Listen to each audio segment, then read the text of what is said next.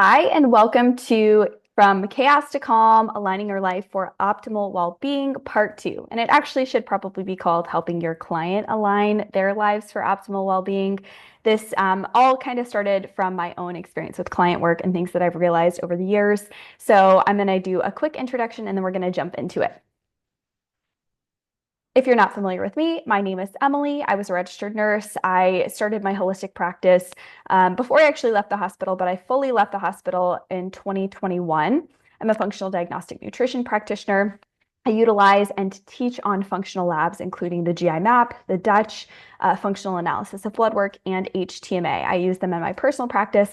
And then I also teach my students in integrative metabolic wellness how to utilize these in their practice, which is basically a certification program for nurses looking to transition from the hospital to a career in holistic wellness like I have. So I teach on those labs and I'm the founder and creator of that program.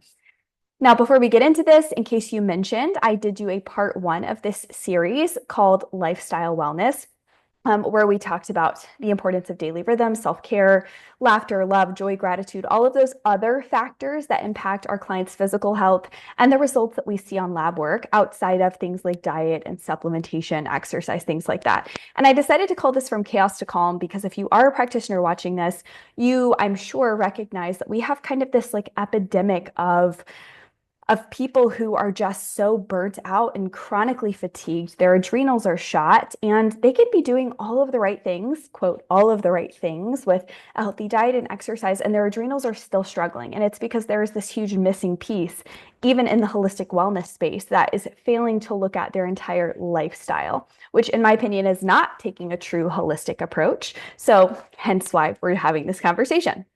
So in this lesson, we're going to discuss passion and purpose.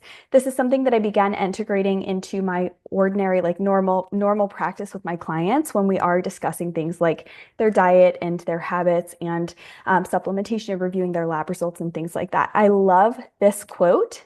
I'll let it pull up first. Having a purpose is the difference between making a living and making a life. So what is a purpose? Obviously, this is a pretty philosophical question, but I personally believe that purpose is very different for each person. But when I'm referring to purpose, just to simplify what I'm meaning here, a life purpose is the first step to living your most intentional life. So while you can be busy with a million tasks every day, when you don't have a clear purpose, you could be heading down the wrong path. And that's because you may not have your goals, the goals that you currently have may have nothing to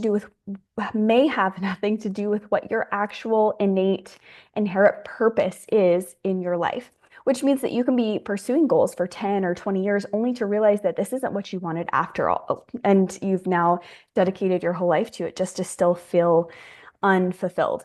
So Stephen Covey once said, if the ladder is not leaning against the right wall, every step we take just gets us to the wrong place faster. And I love that. And I say it to my clients all the time. On the other hand, when you have a life purpose, that's when intentional living begins. And while it doesn't mean that all of your problems are just going to disappear overnight, at least you know that what you want to drive yourself in this world. And with a clear purpose, you can then set the correct goals and plans and take those steps, those daily small steps to create your most meaningful life. Purpose can be found, of course, in spirituality and religious beliefs, but I actually think it goes a lot deeper than that. So, like an example, in Christianity, people say, in all you do, believing that, God gave you your purposes and your passions and desires for a reason, or that's how I interpreted that as someone who grew up as a Christian. In all you do, do it with excellence, do it to serve Him. And I think that can really apply so far outside of Christianity. So many people are moving through life asleep. They're just going through the motions with no real sense of purpose and then no passion. And when someone is wandering aimlessly through life with no direction, with no meaning, their health is absolutely going to suffer. So for example, my purpose is to help others live an aligned life. And you can see how I'm pursuing that currently by mixing that purpose with my skill set to create my program, to educate students, to educate my clients. And that purpose has really manifested through my physical wellness over the years since I left the hospital. Now, has my diet changed significantly? No. Has my exercise changed significantly? No. But my purpose and my daily drive and passion have, and I absolutely have seen the ramifications of that in my physical wellness. So finding purpose, just really quickly, and then we're going to talk about the physical implications of this. A life purpose is for anyone who wants to pursue a life of intention. And I would go a step further and say it's for anyone who wants to be living at their peak level of health and wellness. So a general purpose statement would be, finding purpose to inspire greatness or to relieve suffering. But we want our clients and ourselves too to get specific, to inspire greatness. Does this look like teaching, speaking, counseling, coaching, to relieve pain? What kind of suffering are they wanting to relieve? Is it hunger? Is it depression? Discovering life purpose is that very first step to living a life of intention, as I said, and has direct implications for a client's health. Because you can have a client who, and I've seen them, who are doing all of the right things. They're getting in their protein, and they've eliminated processed foods, and they're living in a super clean environment. But this is a great example of a client I had. She's very active, very healthy, doing everything right. I mean, I truly wouldn't make hardly any recommendations, but on her lab works, we just kept seeing adrenal burnout, adrenal fatigue. She was feeling tired. She wasn't waking up with a zest for life, and she was in corporate law, and she wasn't happy in corporate law.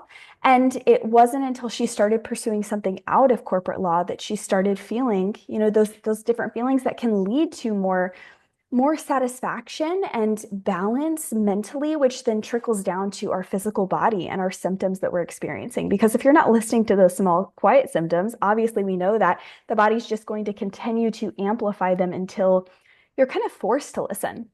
So how does this have implications for the client's health? Let's talk about what this actually does for our clients. So purpose drives behavior.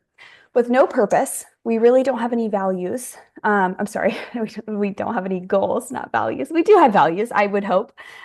We have very vague goals or no goals. And those vague plans or no plans really lead to random daily actions or constantly being busy with someone else's agenda. So when you know your purpose, it helps you differentiate between what's important and what's not important. And most people today are so caught up in so many different things that ultimately there's really no way to clarify what they want. They're moving in 1,000 different directions. And their purpose could look like their quote purpose: earn more money, buy a house, get a second house, get a car, get a second car, get a fleet of cars, whatever. When you have purpose, you can immediately see which goals are important, which goals move you closer to your end goal, to fulfilling that purpose, and which ones do not, which ones are not aligned with your long-term life path. You can kind of cut through all of that extra noise and get down to the things that matter. So you move from, this no purpose and vague goals to a clear purpose, clear goals, clear plans, clear daily actions.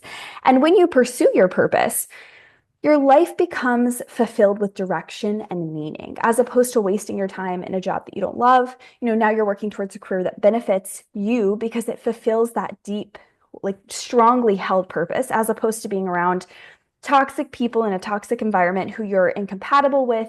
You can now find people who share those same values to help you build your highest life. And this is really hugely in opposition of living this random existence, because now you're creating that life of highest meaning. And this in and of itself is just kind of magical. When an individual starts pursuing this aligned life, they really often feel like they've been a fish out of water their entire lives, and suddenly they're swimming in the ocean.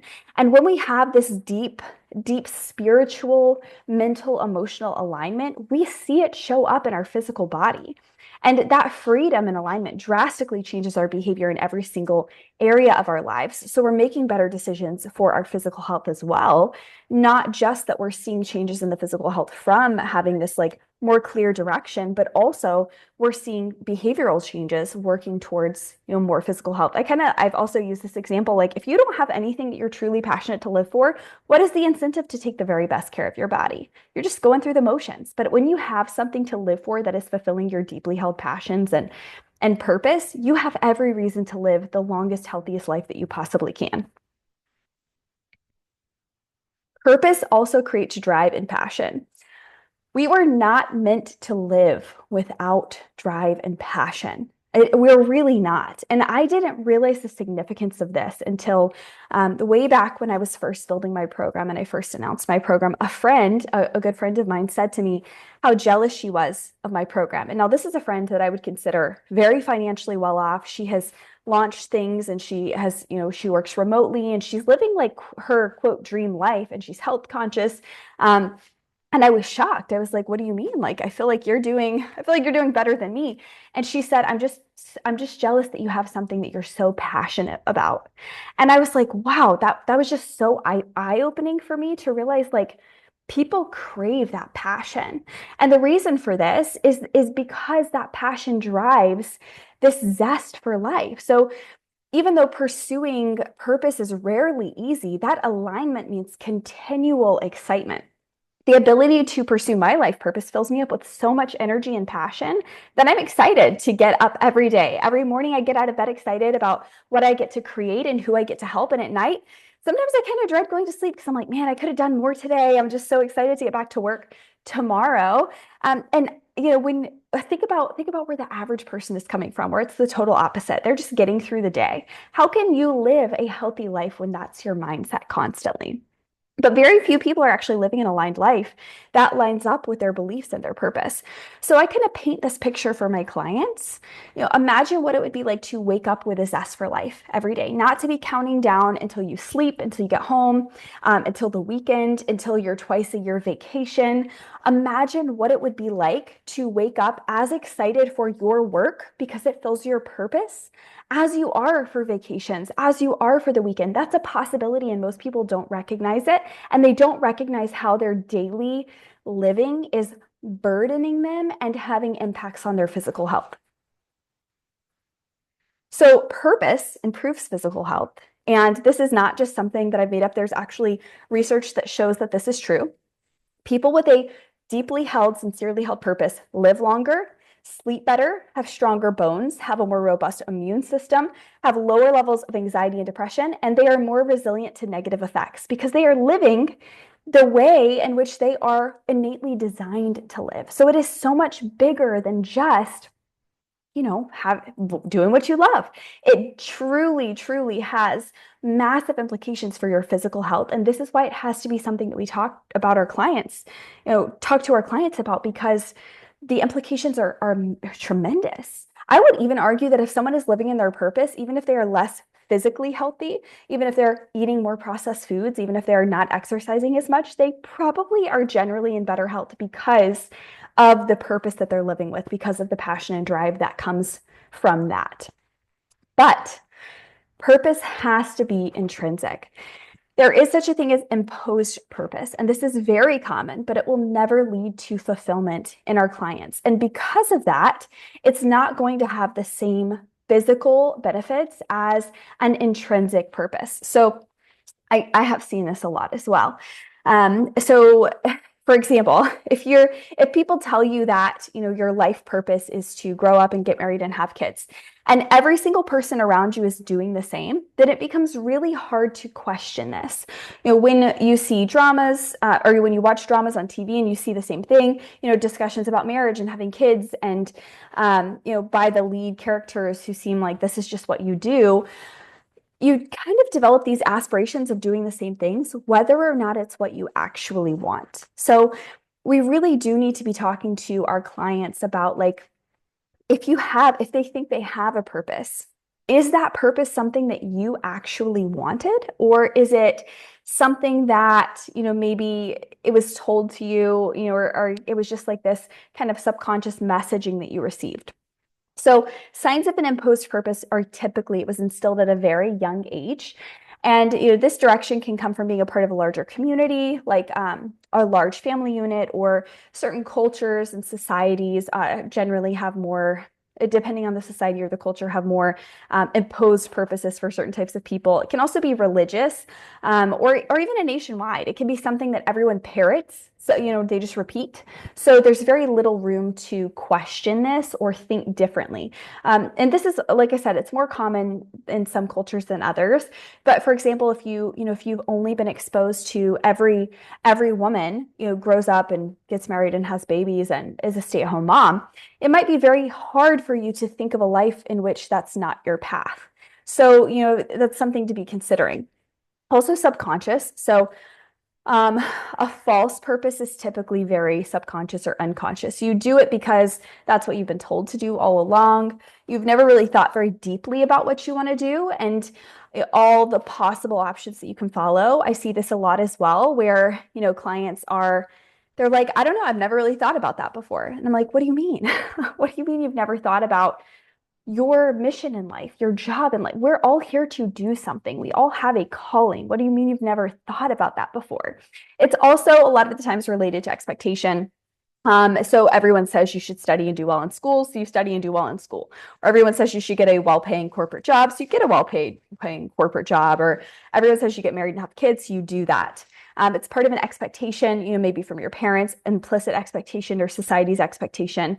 Oftentimes it's driven by fear. So this fear or obligation to live up to others' expectations, or you want to avoid certain, repercussions. And it's not really related to your core desires. So a lot of the times these people say, like, there has to be more to life. Like, I'm sure you've thought that at some point in your life, there has to be more to life than this. This can't be it. That is a sign of an imposed purpose, or maybe just no purpose. Maybe these people don't even have an imposed purpose.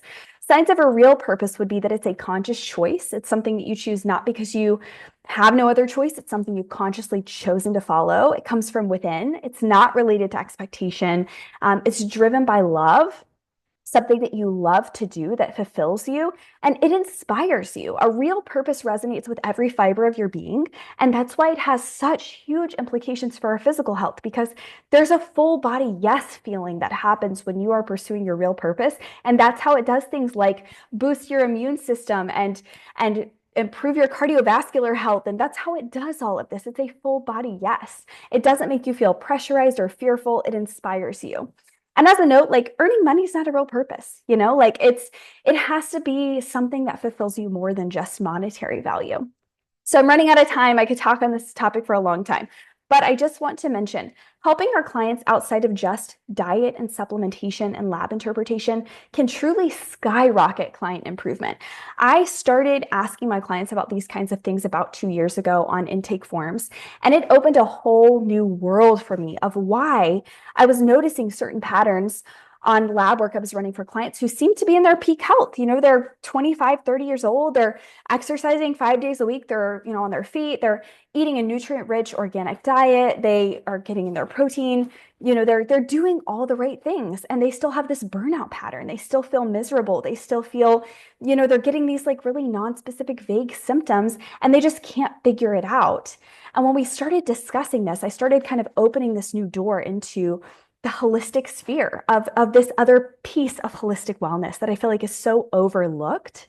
So I talk, more about like the lifestyle habits in part 1. If you haven't watched that, watch that. And then we'll be discussing how mindset factors into all of this in part 3. So super excited to discuss this with you guys further. Thank you so much for listening. And I hope you all have a wonderful day. I'll see you in part 3.